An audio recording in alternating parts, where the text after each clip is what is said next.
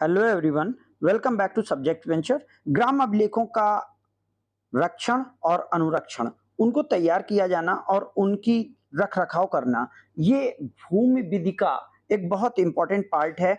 और एलएलबी के second paper, LLB fifth semester के सेकंड पेपर के लिए ये बहुत इंपॉर्टेंट पॉइंट होते हैं, इसलिए जरा इस वीडियो को भी ध्यान से देखिएगा। चलिए वीडियो शुरू करते हैं। उत्तर प्रदेश राजस्व संहिता 2006 के अधीन राजस्व की सबसे छोटी इकाई किसे माना गया है? तो राजस्व की सबसे छोटी इकाई के रूप में हम यहाँ पर गांव को मानते हैं, क्योंकि गांव सबसे पहले जो राजस्व वसूली के लिए जिम्मेदार है वो गांव लेवल पर होती है। सेकंड क्वेश्चन आता है, उत्तर प्रदेश संहिता 2006 की धारा में सीमा का निर्धारण और उसका सीमांकन का प्रावधान है, यानी जहां पर गांव हैं और उन गांवों की सीमाएं हैं उनके सीमांकन और निर्धारण का प्रावधान धारा 20 में है। आपको ये बात ध्यान रखनी है। सीमा चिन्ह आदि को नष्ट किए जाने के संबंध में प्रावधान उत्तर प्रदेश राजस्व संहिता 2006 की धारा में कहां पर है?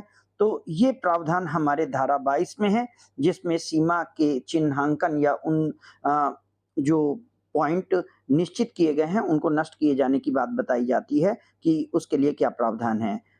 नेक्स्ट क्वेश्चन है, सीमा संबंधी विवादों और उनके निपटारों की प्रक्रिया के विषय में प्रावधान उत्तर प्रदेश राजस्व संहिता परिषद की 2006 की किस धारा में किया गया है? तो ये प्रावधान हमारे धारा 24 के अंतर्गत किए गए हैं। नेक्स्ट क्वेश्चन है, उप जिलाधिकारी के आदेश से व्यथित कोई व्यक्ति ऐसे आदेश के दिनांक के कितने दिनों के अंदर आयुक्त के समक्ष अपील कर पाएगा? तो अपील करने की जो मुख्य व्यवस्था है वो आपको याद रखना है कि अपील आप 30 दिनों के अंदर कर पाएंगे, लेकिन अगर आपने अपील की है और आयुक्त भी आपकी अपील को स्वीकार नहीं करता है, तो आप आयुक्त की अपील के अगेंस्ट जा करके 90 दिनों के अंदर सेकेंड अपील कर सकते हैं। ये बात याद रखिएगा, यानी जो सेकेंड अपील की बात आएगी वो 90 डेज की है। अगले क्वेश्चन को देखते हैं। उत्तर प्रदेश संहिता 2006 की धारा 22 एक के अधीन सीमा विवादों के निपटारों के लिए प्रार्थना पत्र निम्नलिखित में किसे दिया जा सकता है?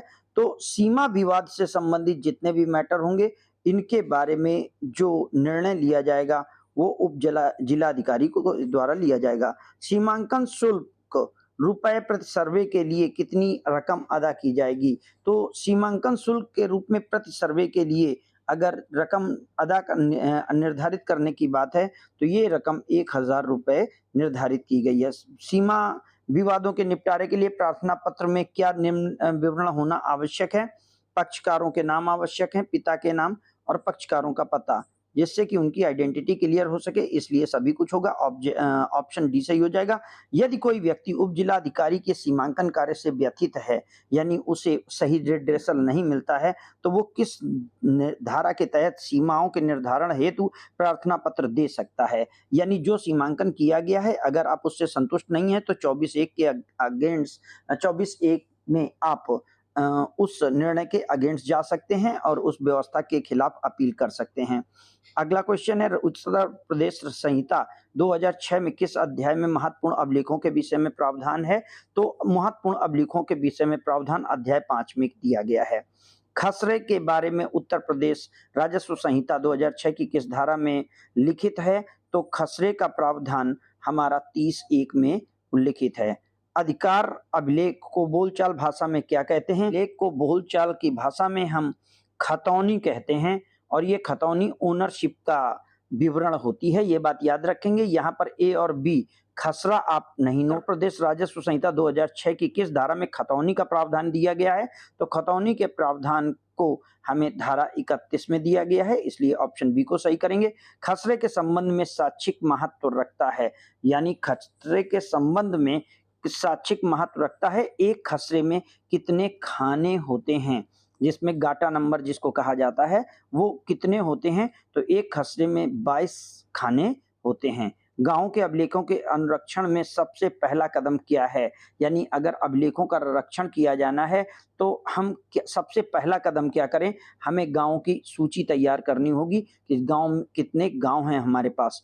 अनिश्चित खेती का तात्पर्य किस धारा में उल्लिखित है, यानी किस धारा में अनिश्चित खेती की बात की गई है, तो ये धारा 29 में बताया गया है। कलेक्टर द्वारा धारा 25 के अधीन निम्नलिखित में किसका अज्ञापक है। यहाँ पर ग्राम पंजी को तैयार करना यानी ग्राम पंजी का अनुरक्षण करना, ये दोनों की दोनों चीजें धारा 25 के तहत हैं, इसलिए ऑप्शन सी सही हो जाएगा। उत्तर प्रदेश राजस्व संहिता 2006 की धारा 32 किससे संबंधित है, तो धारा 32 का संबंध जो है वो हमारा अभिलेखों में सुधार से है, करेक्शन से है। यानी आप ये बात ध्यान रखेंगे कि 25 में धारा के तहत इन अभिलेखों का निर्माण है और इनमें सुधार की बात धारा 32 में है। राजस्व संहिता 2006 की धारा 32 के अंतर्गत गलतियों को ठीक करने के लिए किसमें शक्ति निहित है, यानी किस व्यक्ति के आदेश से उनमें सुधार हो पाएगा, तो कलेक्टर, राजस्व निरीक्षक और तहसीलदार के माध्यम से हो पाएगा, इसलिए ऑप्शन डी सही हो जाएगा।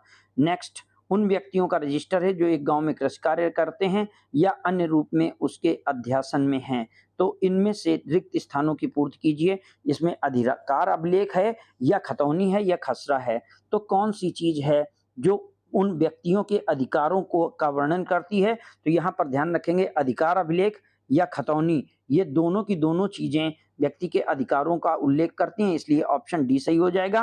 किसान बही से संबंधित प्रावधान किस धारा में है, किसान बही आप जानते हैं केसीसी के लिए इसका उपयोग किया जाता है, तो ये किसान बही इसका उपबंध जो है ये हमारा धारा 41 में है। किसान बही जारी करने के लिए किस राजस्व अधिकारी को किसान द्वारा कितना भुगतान जमा करना होता है, यानी अगर एक किसान बही आपकी खो जाती है तो आपको दूसरी किसान बही उपलब्ध कराई जाएगी, इसके लिए शुल्क कितना जमा करना होता है, तो यह शुल्क आपको 20 रुपए निर्धारित किया गया है। 20 रुपए का शुल्क आपको दे करके दूसरी किसान बही मिल जाएगी। नीचे दिए गए विवरण में विसंगत को चिन्हित कीजिए, तो यहाँ पर आप देख रहे हैं इस तरफ आपके विषय दिए गए हैं और इस तरफ आपकी धाराएं दी गई हैं, तो इनमें से कौन सी धारा ऐसी है जिसमें वो चीज नहीं है जो बात करी गई है, तो यहाँ पर किसान बही के संबंध में जो प्रावधान है वो 41 में है, बिल्कुल सही बात है। अभिलेखों में सुधार 32 से ही होता है। अनिश्चित खेती 92 में नहीं, ये अनिश्चित खेती का निर्णय 92 में नहीं है। खसरा से संबंधित प्रावधान 30(1) में है, तो ऑप्शन सी हमारा सही हो जाएगा क्योंकि यही गलत तरीके से लिखा हुआ है। उत्तर प्रदेश राजस्व संहिता की धारा 13 में किस खंड में सह खातेदारों के अंशों के निर्धारण का प्रावधान है, तो खातेदारों के अंशों के निर्धारण का प्रावधान खंड 2 में है। किसान बही में क्या क्या उल्लिखित होना जरूरी है, खातेदार का नाम, उसका पूरा पिता का नाम और उसका पूरा पता, ये सभी चीजें किसान की पहचान के लिए आवश्यक हैं, इसलिए ऑप्शन डी इसका सही ऑप्शन होगा। उत्तर प्रदेश राजस्व संहिता की किस धारा में अभिलेखों के पुनरीक्षण के बारे में प्रावधान किया गया है, पुनरीक्षण का मतलब है एक बार दोबारा देख करके बनाने की बात, तो ये हमारा जो धारा है ये 46 और 47 है जो अभिलेखों के पुनरीक्षण की बात करती है, इसलिए ऑप्शन सी सही होगा। उत्तर प्रदेश राजस्व संहिता 2006 की धारा में नामांतरण से संबंधित कौन सी धारा है, तो नामांतरण से संबंधित धारा के विषय में जब हम देखें तो नामांतरण से संबंधित धाराएं हमारी 33, 34, 35 तीनों हैं, इसलिए हमें ऑप्शन डी सही करना है। मानचित्र में क्या दर्शाया जाता है धारा 30 के अनुसार, यानी एक गांव में एक जो गांव की व्यवस्था है उसमें मानचित्र में क्या दर्शाया जाता है, जो गांव का नक्शा होता है उसमें किन किन चीजों का वर्णन होता है, तो गांव की सीमा का वर्णन होगा ही होगा, गांव के प्रत्येक प्लाट का वर्णन होगा और गांव की जनसंख्या का वर्णन होगा। तो मानचित्र में वैसे जनसंख्या उतनी नहीं आती है, लेकिन जब मानचित्रण है तो पूरी जनसंख्या का और अलॉटमेंट का भी होगा, इसलिए ऑप्शन डी सही हो जाएगा। मिन जुमला संख्या के बारे में प्रावधान उत्तर प्रदेश संहिता 2006 की किस धारा में किया गया है, तो ये प्रावधान हमारा धारा 30 की उपधारा 2 में है। मुख्यतः मिन जुमला किसके विभाजन की स्कीम से संबंधित है। मिन जुमला जो है ये विभाजन है और विभाजन की ये तकनीकी है, ये गाटा संख्याओं की विभाजन की तकनीकी है, इसलिए ऑप्शन बी सही हो जाएगा।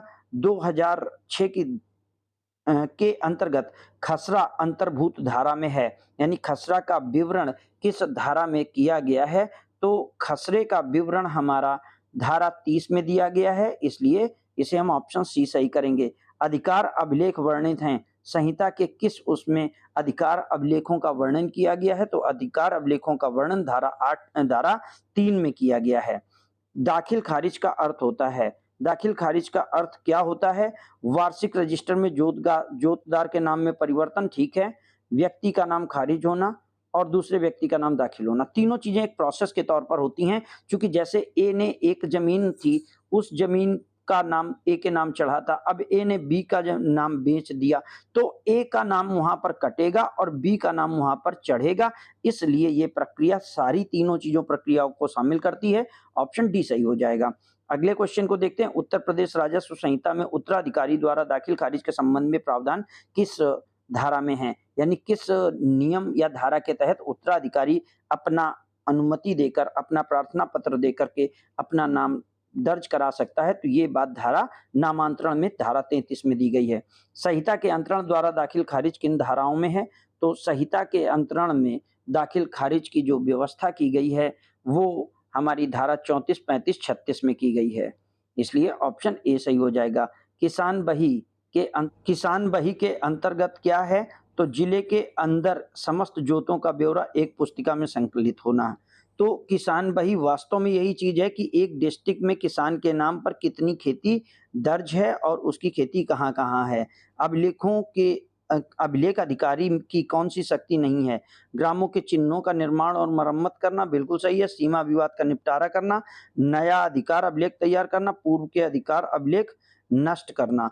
तो यहाँ पर अगर आप देखें तो जो पूर्व के अधिकार अभिलेख नष्ट करने का काम है, ये काम इनका नहीं है। बाकी सीमा विवाद, नवीनीकरण और अभिलेख तैयार करना है।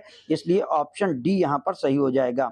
सीमा द्योतक चिन्ह है। सीमा द्योतक चिन्ह किस काम के लिए यूज होते हैं? तो सीमा द्योतक चिन्ह अगर आप देखें तो सीमा और व्यवस्था बंदोबस्त के लिए, सीमा विवाद को निपटाने में, खसरे के भाग में, तो ये सारी की सारी चीजें आती हैं। इसलिए ऑप्शन डी इसमें भी सही हो जाएगा। खतौनी तैयार की जाती है। तो खतौनी कितने समय में बनाई जाती है? तो खतौनी हमेशा 6 वर्ष में एक बार बनाई जाती है।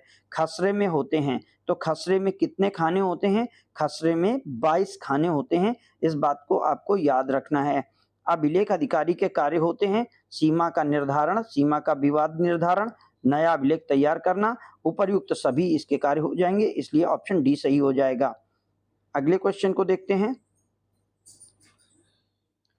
तो अगला क्वेश्चन है कि अधिकारों के आदेश का महत्व होता है। तो अभिलेख अधिकारियों के आदेश का महत्व होता है कि सभी अभिलेख सब इंद्रदराज सही माने जाएंगे जब तक कि अन्यथा न साबित हो। ये बिल्कुल बात सही है। अभिलेख अधिकारी सभी राजस्व न्यायालय पर बाध्यकारी होंगे। दोनों बातें सही हैं।